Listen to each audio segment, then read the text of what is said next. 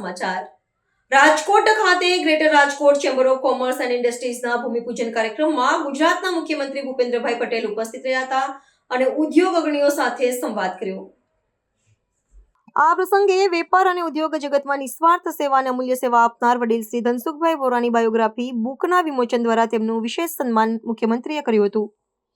આજે ભૂમિપૂજન થયેલું નવું ભવન રાજકોટના ઉદ્યોગ જગત માટે પ્રગતિનું એક સીમાચિહ્ન બનશે અને વેપાર ઉદ્યોગ જગત ક્ષેત્રે નવા વિચારો અને સહયોગને વેગ આપશે તેવો આશાવાદ મુખ્યમંત્રીએ વ્યક્ત કર્યો હતો। આ ભવન થકી greater Rajkot chamber of commerce and ઇન્ડસ્ટ્રીઝની પ્રવૃત્તિઓ વધુ વિસ્તૃત બને અને સ્થાનિક ઉદ્યોગોને નવો આધાર મળે તેવી હૃદયપૂર્વકની શુભેચ્છાઓ મુખ્યમંત્રીએ પાઠવી હતી।